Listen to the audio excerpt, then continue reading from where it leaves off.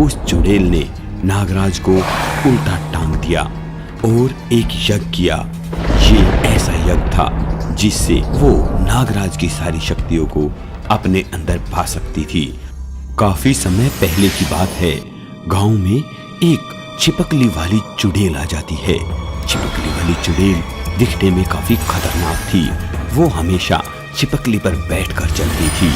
उसने गांव में आने के बाद सारे गांव के छोटे मोटे जीवों को बड़ा बना दिया था। अब वो सारे जीव इंसानों से बड़े आकार के थे और वो चुड़ैल अपनी इस फौज को तैयार करके गांव की तरफ निकल पड़ी। वो गांव के सारे इंसानों को और पशुओं को खाने लगी। उसे देखकर नागराज गांव को बचाने के लिए गांव में आया, पर नागराज को भी उस छिपकली वाली चुड़ैल की शक्तियों का अंदाजा नहीं था। नागराज जैसे ही छिपकली वाली चुड़ैल को मारने लगा तो वो उससे बच गई और वो नागराज को जिंदा ही निगल गई। उसके बाद वो चुड़ैल वापस अपनी गुफा में चली गई। अपनी गुफा में जाने के बाद उस चुड़ैल ने नागराज को उल्टा टांग दिया और एक यज्ञ किया। ये ऐसा यज्ञ था जिससे वो नागराज की सारी शक्तियों को अपने अंदर पा सकती थी और भी ज्यादा शक्तिशाली हो सकती थी। वाह, अब नागराज की सारी शक्तियाँ मेरी हो जाएंगी।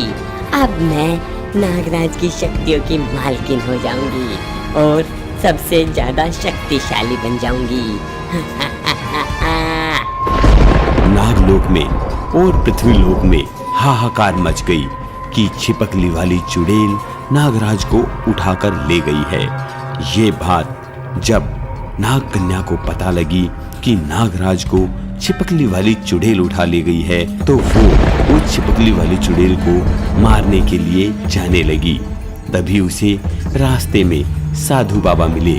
साधु बाबा ने पूछा, कहाँ जा रही हो बेटा?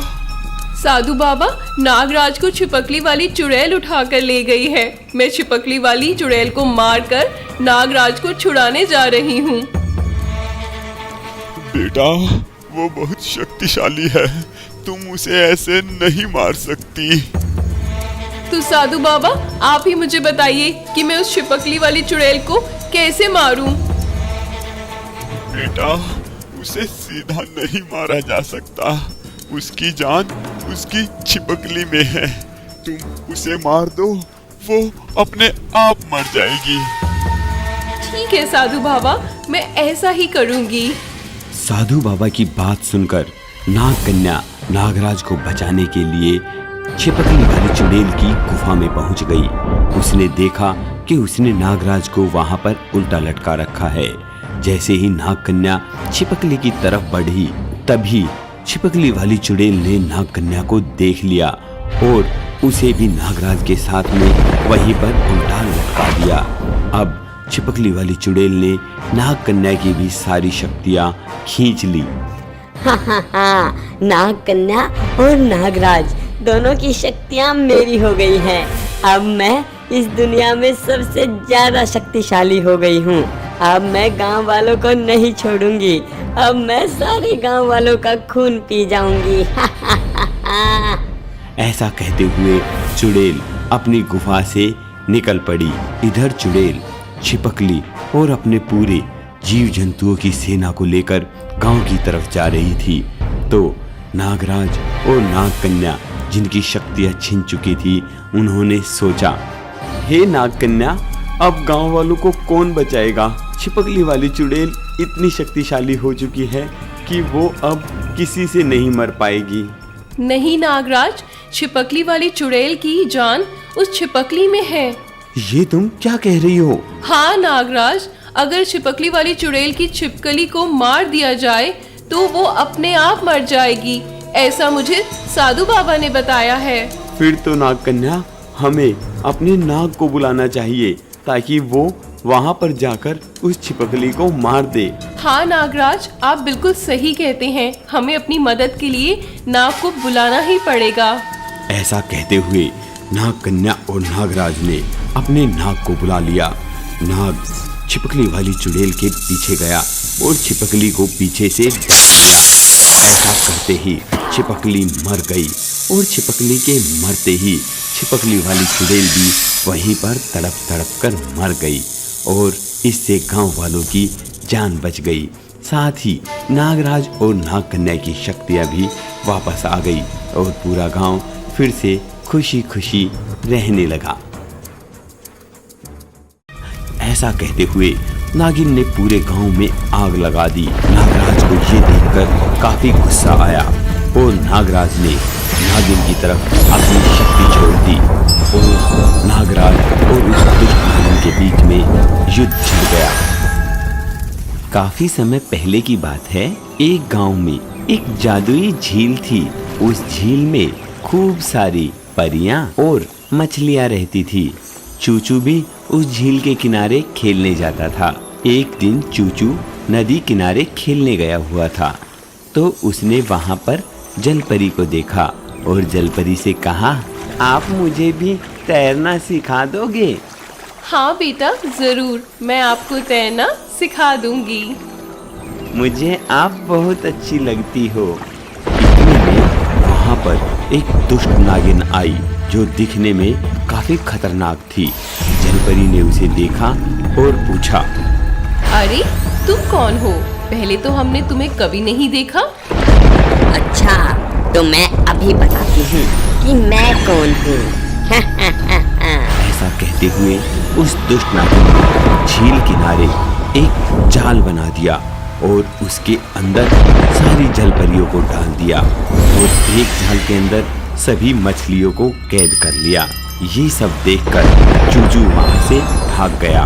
इधर हमें इस जाल से बाहर निकाल दो, हम बिन पानी के मर जाएंगे। देखा जलपरियों, अब तुम्हारी सारी शक्ति मेरी है। जैसे जैसे तुम मरोगी मेरी शक्तियाँ बढ़ती जाएंगी और मैं यहाँ पर मंत्र जाप करके अपनी शक्तियों को और बढ़ा लूंगी और पृथ्वी लोक पर आए अपने नागराज से अपनी उस नागमणि को वापस लेकर जाऊंगी। ऐसा कहते हुए वो दुष्ट नागिन वहीं पर मंत्र जाप करने लगी। ब्रह्मांड की सारी शक्तियाँ मेरे पास आ जाएं, स्वाहा। ब्रह्मांड की सारी शक्तियाँ मेरे ही पास आ जाएं, स्वाहा।